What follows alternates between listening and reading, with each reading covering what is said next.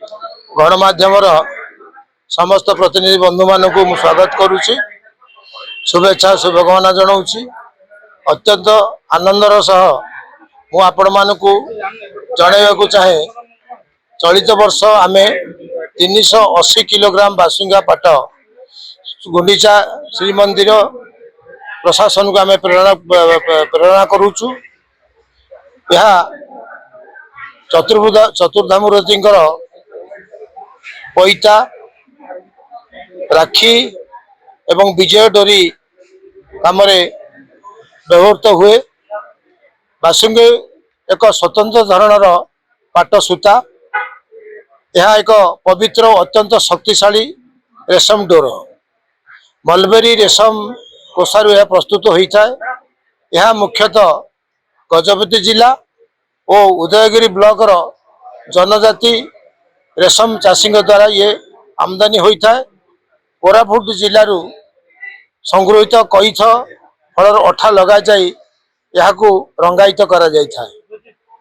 कटक जिला नुआपटना स्थित silk production एवं टेक्निकल अपग्रेडेशन सेंटर द्वारा यह प्रक्रियाकरण यार होता है। एकदम नेचुरल सिस्टम रे ये करा जायथा है। बासुंगी पाटर कौन सी व्यवसायिक व्यवहार नहीं। यह केवल श्रीमंदिर धार्मिक कार्य व्यवहृत होता है। एवं रेशम चाष संपर्क सम्यक सूचना आपण मान देवी। रेशम कीट पालन ठारू बाजार रे रेशम वस्त्र विक्रय पर्यंत भैल्यू चेन को अधिक सुदृढ़ करने लक्ष्य रे मुख्यमंत्री रेशम विकास योजना आरंभ हुई। Design packeting branding digital marketing पर आम सरकार अधिक ध्यान देउछंती। राष्ट्रीय कृषि विकास योजना माध्यम एंडी चाषी मानू रेशम कीट पालन निमंते प्रारंभिक उपकरण जोगाई दि जाउछि। भुवनेश्वर ठारे ओडिशा राज्य रेशम गवेषणा और तालीम प्रतिष्ठान कार्यक्रम होइछि। करुणा रेशम सूता को व्यवहार करी श्री जगन्नाथ महाप्रभुकर गीत गोविंद खंडुआ पाट जोगाई देवाक आमे बुझामणा पत्र स्वाक्षर करिछु।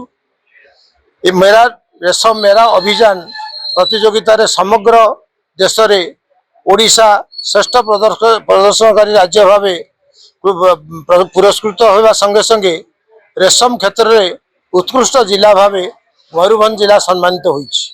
आगामी दिन में ओडिशा को कृषि और शिल्प क्षेत्र में पूर्व भारत रे एक उदाहरण योग्य राज्य में परिणत करने आम सरकार प्रतिबद्ध अच्छा। धन्यवाद।